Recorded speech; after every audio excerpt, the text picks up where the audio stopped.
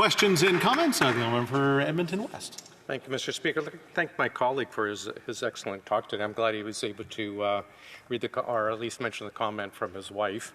I know if I read a comment from my wife on Facebook, it would be like, why didn't you take out the trash again? But part of the STDC issue is Industry Canada has a contribution agreement with STDC, the Green Slush Fund, that requires the board to report any conflicts of interest, real or perceived, with the Minister of Industry.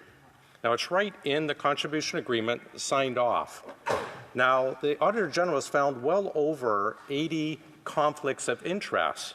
So I wonder if my colleague is wondering, like I am wondering, is the government refusing to hand over the documents because it actually shows that the Liberal-appointed board had conflicts of interest and reported it to both the past minister, Navdeep Bains, and the current minister, and they refused to act because they're more interested in supporting Liberal insiders than protecting taxpayers' money. The honourable member for Battle River Crowfoot. Thank you very much, Mr. Speaker. And my colleague from West Edmonton Mall makes a very, very good point. This is the clear conflict that exists when it comes to the depth of this scandal. Why are the Liberals so intent at covering up this $400 million scandal?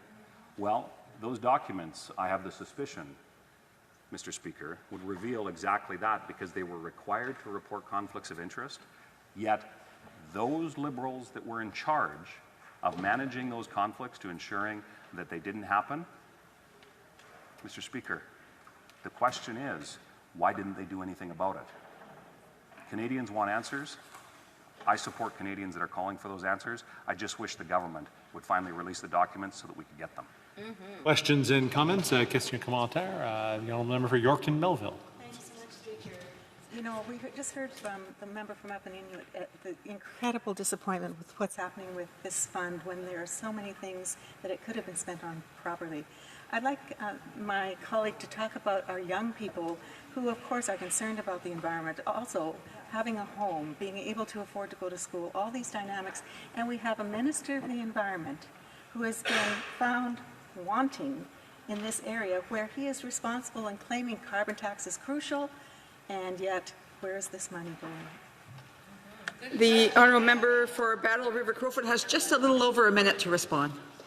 Thank you very much, Madam Speaker, and I appreciate the question because it brings up a very, very important point. And it's that the Liberals, in the midst of their corruption and in the midst of the issues with the SDTC and the other list of scandals and everything associated with that, it's that Canadians are hurting. And Canadians do care about the environment, including many of the energy workers that I represent, the farmers that I represent. We all care deeply about the environment. And the reality of that is that Canada is a world leader.